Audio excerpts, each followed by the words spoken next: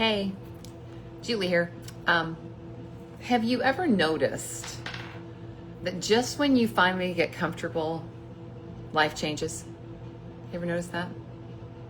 A relationship ends maybe, or your children grow up, or you retire, or your body changes, right? Or a friendship fades away, okay? Or maybe nothing dramatic happens. You just wake up one morning realizing that you've outgrown the life that you've been living. Okay?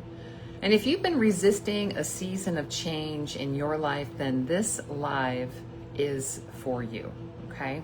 Because by the end of this, our time together in this live video, I hope that you'll stop seeing change as something that's happening to you and rather begin seeing it as something that's happening for you. I know we talk about this a lot, but I have a few fresh ideas around this, so stay with me, okay?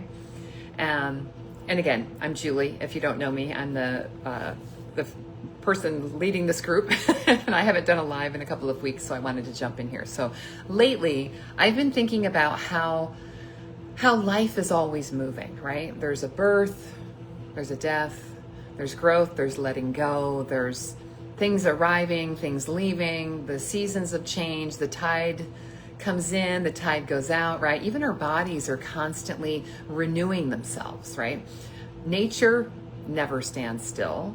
And yet somehow we humans expect our lives to stand still, right? We grip onto things. We resist change, right? We white knuckle our way through everything, desperately wanting things to stay the same as they were in the past, right? But what if life was never meant to stay the same, right? What if it was always meant to move? And what if learning to trust that movement is one of the greatest gifts that you can give yourself, okay? So I know this one personally because, like so many of you, I've had seasons where I've held on far too long, much longer than I needed to. I stayed in relationships because they felt familiar. Hey, Jen, thanks for watching. I stayed in relationships because they felt familiar, right? Because maybe I wanted certainty, or because I thought if I just tried harder, maybe I could keep life exactly the way it was. Because this is what I've learned, right? Every single meaningful chapter in my life required something else to end first, right? Leaving home, right? To go to college, right? Marriage, divorce, starting a business, right? Turning 50, heck, turning 60, right? Preparing for my retreats, right? Every single chapter asked me to become someone slightly different than who I was before, right? Looking back now, I can see that none of those endings were really anything for me to fear, although I did fear them. They were actually invitations. They were invitations to grow, to let go, right? To trust myself and life a little bit more, right? Invitations to come home to myself in a deeper way, right? And I just couldn't see it while I was standing in the middle of all of it, okay? Now I'd like to offer you just a different way of looking at change in general with three different perspectives, okay? So here's the first one. Number one, we just have to look at nature, right? Nature doesn't resist its seasons, right? Think about a tree. It doesn't cling to every leaf in the fall, right? It lets them go because somewhere deep in its knowing, it knows another season is coming, right? The ocean doesn't panic when the tide goes out, right? The moon doesn't believe it's disappearing when it's just a sliver, right? Everything in nature moves in cycles. We're a part of nature, okay? We are the only ones trying to freeze life in place, right? We're not meant to hold on so tightly. We're meant to move with life instead of against it. So here's the second perspective. Your brain doesn't love change, okay? It loves familiarity, right? Here's something that I think is fascinating, right? Our brains are prediction machines, right? Their job, it's part of our nervous system, is to keep us safe. So they prefer what's familiar, even when familiar isn't maybe what we want or what's making us happy, right? That's why I stayed in relationships too long. That's why women stay in relationships they've outgrown. We stay in jobs that drain us, right? Keep saying yes when we desperately want to say no. And it's because the brain is telling us, at least we know this, right? That's the message we're getting. The familiar feels safer than the unknown, right? Makes sense. Here's the third perspective. The in-between isn't empty.